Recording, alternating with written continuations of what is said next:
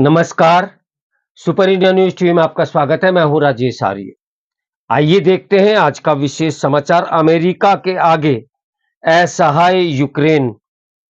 Trump और Zelensky की मुलाकात ने यूक्रेन युद्ध को लेकर अनिश्चितताएं बढ़ाने के साथ ही दुनिया में खेमेबाजी के आसार बढ़ा दिए हैं। अमेरिकी राष्ट्रपति डोनाल्ड ट्रंप और यूक्रेन के राष्ट्रपति वोलोदिमीर जेलेंस्की के बीच बीते दिनों हुई मुलाकात हाल के दौर की सबसे चर्चित मुलाकातों में से एक रही। टीवी कैमरों के सामने राष्ट्राध्यक्षों के बीच एक तल्ख बहस की पूरी दुनिया ने देखा। इसके अलग-अलग पहलुओं पर चर्चा और विश्लेषण जारी है। लोग कूटनीति से लेकर आतिथ्य और मेजबानी और सामान्य शिष्टाचार से लेकर नाना प्रकार की कसौटियों पर इस मुलाकात की को कस रहे हैं। इसने भू राजनीतिक और वैश्विक समीकरणों को भी एकाएक बदलने का काम किया।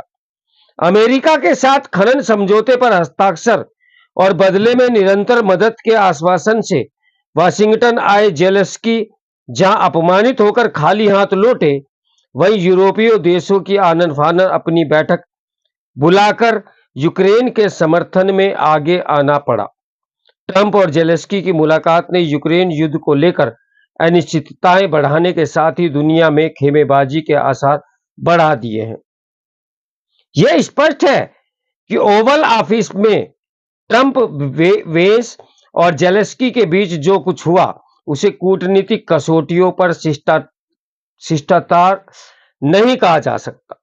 यह सही है कि सभी देश अपने अपने हितों की पैरवी करते हैं, लेकिन उसकी एक मर्यादा होती है। भारतीय परंपरा में आतिथ्य के दृष्टिकोण से भी इसे उचित नहीं ठहराया जा सकता। जेलेंस्की का रुख ट्रंप वेंस को भले ही कुछ अड़ियल लगा हो, लेकिन वह अपनी प्रतिक्रिया में और संयमित हो सकते थे। अगर ऐसी तनातनी की स्थिति निमित्त हुई तो उसके पीछे अविश्वास की भावना हो सकती है। ये किसी से छिपा नहीं कि ट्रंप जब से राष्ट्रपति बने हैं तब से रूस को लेकर उनका रवैया बहुत नरम रहा है। बीते दिनों सऊदी अरब में रूसी अधिकारियों के साथ अमेरिकी प्रतिनिधियों की बैठक में भी बहुत सौम्य परिवेश में संपन्न हुई, जिसमें दोनों पक्षों ने एक दूसरे के प्रति परस्पर सम्मान का परिचय दिया। इतना ही नहीं, बीते दिनों संयुक्त राष्ट्र में अमेरिका ने रूस के समर्थन में मतदान तक किया, जबकि उस मामले में भारत और चीन जैसे रूस के सहयोगी माने जाने वाले देशों ने अनुपस्थित रहना उचित समझा। ट्रंप ने अपने चुनाव अभियान में भी यूक्रेन युद्ध को जल्द समाप्त कराने का एक प्रमुख मुद्दा बनाया था और सत्ता संभालने के बाद से ही वह ऐसे प्रयासों में जुटे हुए हैं। स्वाभाविक है कि जेलेंस्की उनकी इस अधीरता को समझते हुए दबाव महसूस कर रहे हो और दोनों पक्षों के बीच बात बनने के बजाय बिगड़ गई। तो यह हाल के दौर में उपजे अविश्वास का ही परिणाम रहा। इस घटनाक्रम से यह भी संकेत मिलता है कि ट्रंप यूक्रेन के साथ बहुत करीबी एवं आत्मीय रिश्ते नहीं रखना चाहते। उनकी यह मंशा भी दिखाई पड़ती है कि वे मदद के बदले यूक्रेन को दबाव में लेकर उस पर अपने फैसले थोपना चाहते हैं। यूक्रेन पर खनन से लेकर जल्द से जल्द युद्ध विराम की दिशा में कदम बढ़ाने के लिए दबाव की इसी दृष्टि से देखा जा सकता है।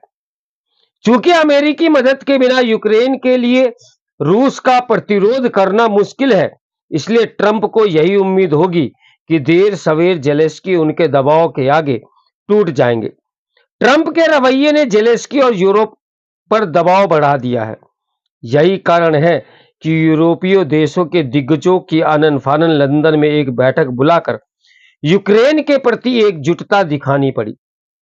इस बैठक में बड़े-बड़े दावे और वादे किए गए कि यूरोपीय देश यूक्रेन की सुरक्षा को लेकर प्रतिबद्ध है, लेकिन यह भी सच है कि कीव को सहारा देने के मामले में यूरोपीय देशों के पास न तो पर्याप्त क्षमताएं हैं और न ही संसाधन।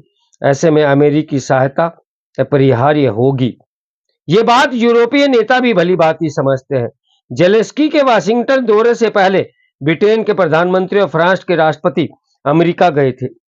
इसके प्रबल आसार है कि उस दौरान दोनों नेताओं ने ट्रंप को यूक्रेन के मुद्दे पर समर्थन के लिए मनाने के भी पूरे प्रयास किए होंगे। यहां तक कि यूक्रेन को लेकर ट्रंप की एक टिप्पणी को बीच में ही काटते हुए फ्रांसीसी राष्ट्रपति मैक्रों ने उस मामले से संबंधित तथ्य सामने रखने का भी प्रयास किया था।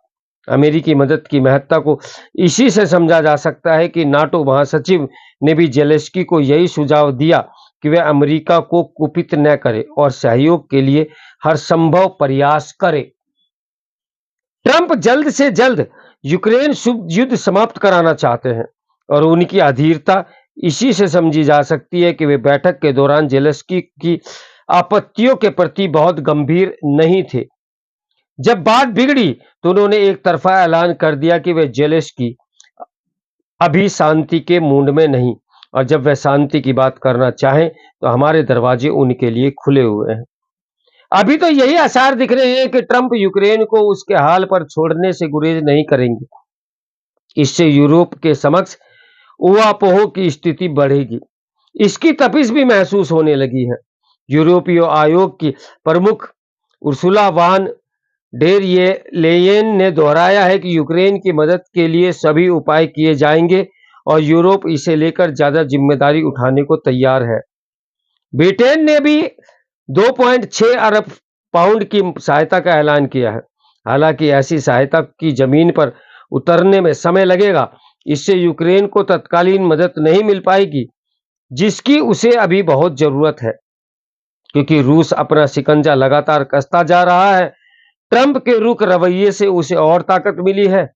यूरोप और अमेरिका के बीच बढ़ रहे मतभेद भी पुतिन का हौसला बढ़ाएंगे। जहां यूरोपीय नेताओं को पुतिन पर भरोसा नहीं, वहीं ट्रंप ने केवल पुतिन के प्रति रवैया बदल रहे हैं, बल्कि रूस को लेकर अपनी नीति नए सिरे से गढ़ने में भी लगे हुए हैं। रूस भी अमेरिकी विदेश नीति की व्यवहारिक बताते हुए उसे अपने हितों के अनुरूप बता रहा है। स्वाभाविक है कि इससे यूरोप की चिंता बढ़ेगी। यह बदलता परिदृश्य यूक्रेन युद्ध पर विराम को लेकर अनिश्चितताएं बढ़ाने का ही काम करेगा। तो देखते हैं हालात क्या कहते हैं। तो मेरे साथ बने रहे सुपर इंडिया न्यूज टीवी की ब्रेकिंग न्यूज के लिए। नमस्कार, मैं हूं राजेश आर्या।